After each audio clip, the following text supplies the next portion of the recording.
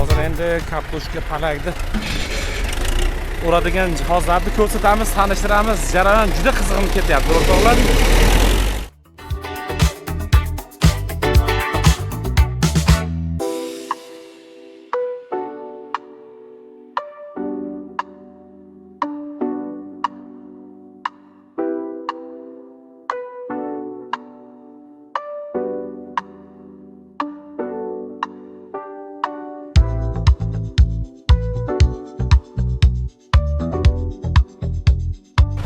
Xullas, qadrli do'stlar, tadbir juda zo'r o'tyapti, juda a'lo o'tyapti. Men Surxondaryodan Saharda turib, Samarqandda Toyloqqa yetib keldim. O'ylandim yo'lda shu tadbirda bor biror narsa o'rganamanmi yoki birorta ilm olib obunachilarimizga, ana shu agro sohadagi tadbirkorlarga yetkiza olamizmikin degan o'y albatta hayolimdan o'tdi. Lekin tadbir men o'ylagandan ko'ra ancha yaxshi bo'lyapti. Bu O'zbekistonda yana takrorlab aytaman, mahsulot yetishtirishda mahsulot tan narxini arzonlashtirish va qo'l mehnatini kamaytirish va mahsulotni yetishtirishda qulayliklardan iborat texnikalar kirib kelganligini ko'rdik amaliy tajribada. Va sizlarga ham ilindim, asosda mana shunaqa texnikalar, mayli aynan Grimi bo'lmasa ham yoki qimmat kompaniyalarning mahsulotlari bo'lmasa hamki O'zbekistonga shunaqa texnikalar orqali, texnologiyalar orqali mahsulotlarni yetishtirishda qo'l mehnatini kamaytirib, texnika orqali osonlashtirishni o'z ko'zimiz bilan ko'rdik va sizlarga ham ilindik. Xudo xolasa kelajakda bundan ham katta dala maydonlarida, piyoz dala maydonlarida ham hozir piyozlarni ko'rsatamiz, lekin piyozda ham palaklarni o'radigan va hosilni kavlab ketadigan texnikalar kelgan. Asosda bosqichma-bosqich sizlarga mana shunaqa yangiliklar tanishtirib boramiz. Kanalimizni kuzatishda davom etinglar. Albatta biz sizlarga harakat qilamiz qo'limizdan kelgancha O'zbekistonda bo'layotgan qishloq xo'jaligidagi yangiliklarni ulashgani. Hop, mana shu kombaynda hozir kartoshka o'rilmoqchi.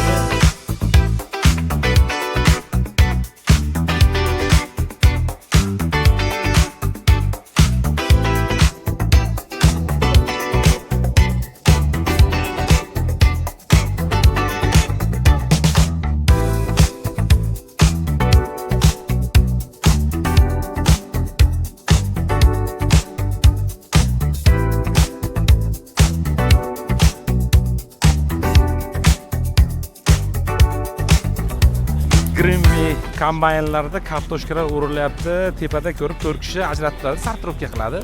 Yaxshisini yaxshiga, yomonni yomonga bo'lmaydiganini. Xullas, bir necha yillar oldin Agrover kompaniyasini ko'rgandik. Endi bu nafaqat Agrover kompaniyasi, balkim butun O'zbekiston bo'ylab tarqaydi. Xudo xolasa, bu texnologiyalar ayniqsa Samarqand viloyat bilasizlar, ko'p kartoshka yetishtiradi. Shu texnikalar ko'payadigan bo'lsa O'zbekistonda, demak, yana o'sha kartoshka bo'yicha yetishmovchilik bor bilasizlar. O'zbekistonga Erondan keladi kartoshka, Pokistondan keladi, bir qator chet davlatlardan keladi. Agar texnikalar orqali ko'proq yetishtiradigan bo'lsak, texnikalar orqali kartoshka yetishtirishdan tan narxini tushiradigan bo'lsak, respublikamizda o'zimiz O'zbekistonda kartoshka bilan ta'minlash uchun bir qadam tashlagan bo'lamiz. Xo'p, qadrli do'stlar, xullas, bu yerda mendan boshqa qiziquvchilar ham juda ko'p. Harakat qilaman sizlarga yana tanishtirishga. Ana shu kombaynda o'rilgan kartoshkalarni yig'ib kelishdi hosilini. Mana bu o'sha bitta bor, bitta qaytgandagi hosillar.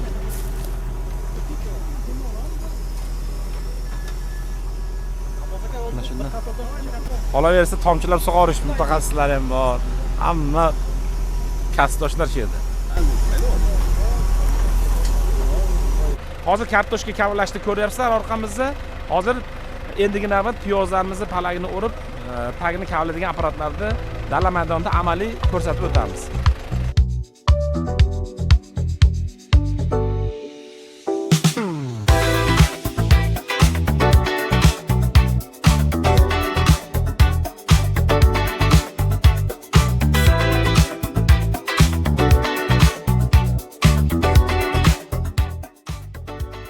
Xursandchilik ko'z yoshi bilan ana piyozni achchig'ini aralashgani bo'ldi. Shu sizlarga qiziqib ma'lumotlarni yetkazamiz deb, bu xudo xolasa kelajakda necha yillar davomida o'ylab kelgan, xayol qilib kelgan, aytib kelgan ishlarimizni amaliysi, buni xudo xolasa nafaqat Samarqandda, balkim O'zbekiston hududi bo'ylab ko'paytiramiz, kengaytiramiz, dehqonlarning xarajatlarini kamaytiramiz ayollarimizni, opalarimizni qo'l mehnatda bo'ladigan sarf xarajatlarni kamaytirib, xudo xolasa, mana shu texnologiyalarni joriy qilish orqali piyozlarning tan narxini arzonlashtiramiz va texnikani joriy qilamiz. Xudo xolasa tomosha qilasizlar. Va nihoyat sizlarga aytgan piyozni qaziydigan texnologiyamiz ham keldi. Bu ozgina kamchiliklari bor, o'rtoqlar. Bu ideal masala. Sal ayb nuqsonlari bo'lishi mumkin. Birdaniga dalani o'zi ekmagan texnikada hammasi ideal bo'lmaydi. Kamchiliklar bartaraf qilinadi. Bosqichma-bosqich.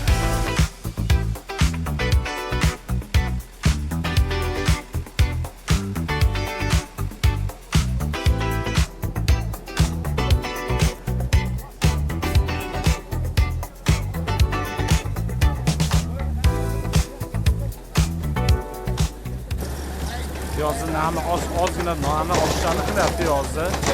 Agar yetilgan bo'lsa muammo yo'q. Opa. Xullas, hali oxirgacha yetmadik, lekin bu jarayonlar davom etadi. Hozir ozgina piyozni namligi bor. Texnikani o'rgandan keyin kavlash jarayonida namligini hisobiga ozgina to'g'ri kelmay qoladigan joylar bo'ladi, lekin asosiysi buni qilsa bo'ladi. Buni kamchiligini bartaraf qilib, bosqichma-bosqich kamchiliklarni bartaraf qilib, mana bu texnologiyalarni asosida katta dala maydonlariga joriy qilsak, xudo xolasa biz aytgan ana shu texnika orqali yetishirish ancha bir muncha qulaylashadi, osonlashadi. Hozir yana bitta jihati, piyozni kavlagandan keyin bu texnika orqali yerni zichlab keyingi ekinga ham zamin yaratib ketar ekan. Nima demoqchimiz? Bugun zo'r kun bo'ldi. O'zbekistonda hamma agro sohadagi biznesmenlar, tadbirkorlari, dehqonlarimiz uchun yaxshi yangiliklar bo'ldi. Albatta biz bosqichma-bosqich mana shu yangiliklarni siz muxlislarimizga tanishtirib boramiz.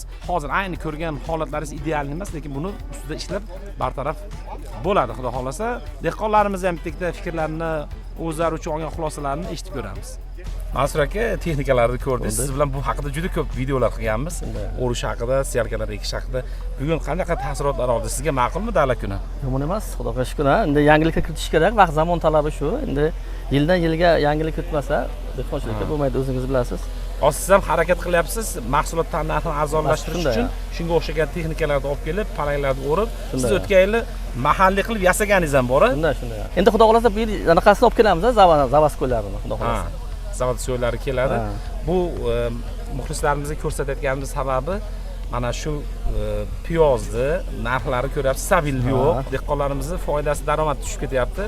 Bu texnikalar orqali, mahsulotlarni texnika orqali yetishtirish, narxini tushirib, dehqonlarimizning daromadini oshirish. Kim qanaqa tushunyapti bilmadim. Sizga o'xshagan mutaxassislar bilan xudo xolasa birgalikda yana davom etamiz. Nasib bo'lsa, inshaalloh. Mana nimani usti 120. Puchtani usti. Balonni bu o'rtasi bilan bu o'rtasini o'lchasangiz 150 chiqadi. 1,5. Bu yerga traktor bilan kirsa bo'ladi.